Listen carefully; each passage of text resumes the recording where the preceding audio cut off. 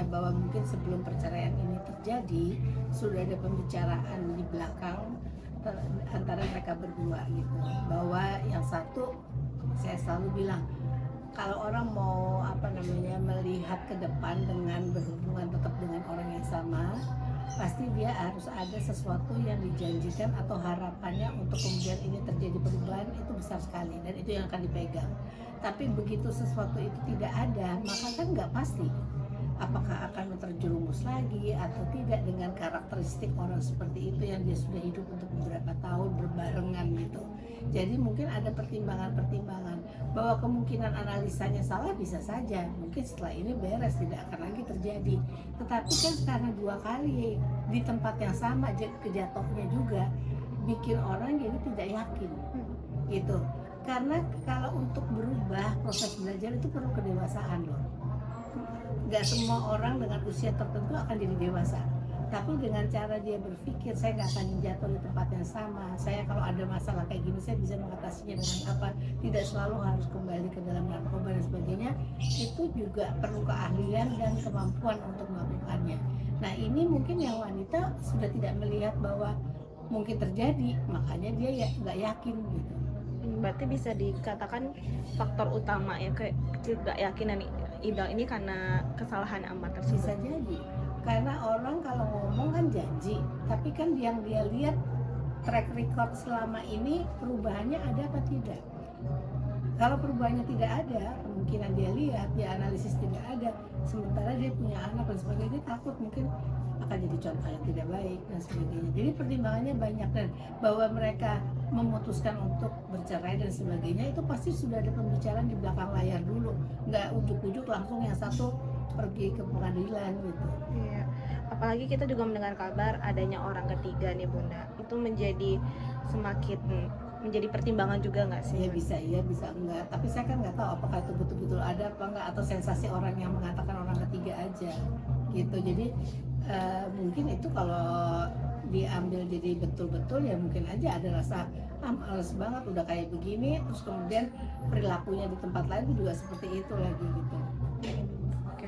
Bunda, tapi di sisi lain Amar lagi-lagi nggak hadir nih ke persidangan. Apakah itu bentuk dia untuk mempertahankan pernikahannya, karena dia, kita dengar dari lawyernya, dia masih ingin mempertahankan gitu? Saya nggak tahu ya, tapi kalau mempertahankan kan harusnya pada waktu sedang negosiasi, sedang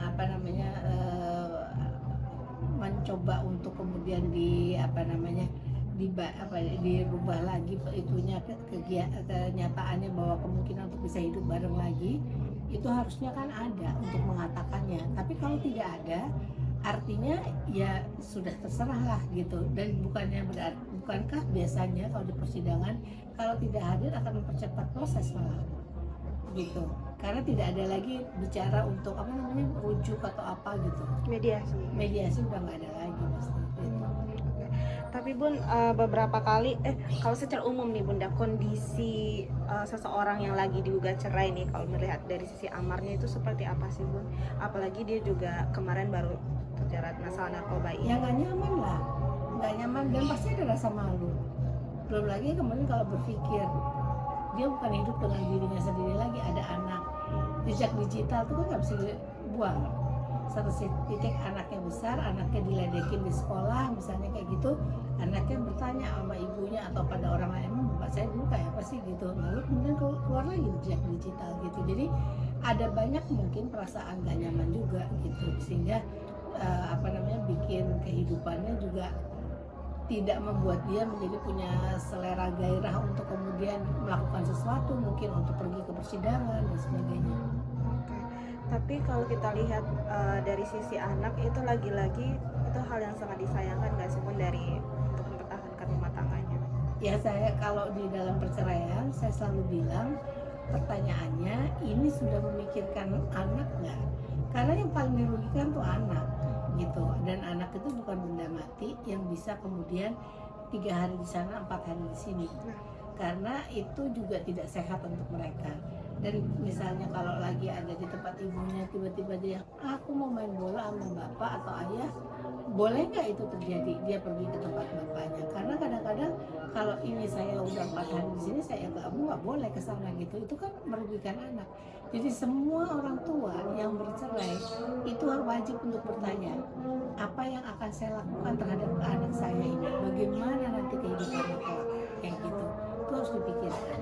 Dan juga anak tuh nggak pernah minta untuk dilahirkan dari ibu dan bapak ini loh, sehingga itu tanggung jawab dari orang tua untuk membuat hidup anak ini nyaman.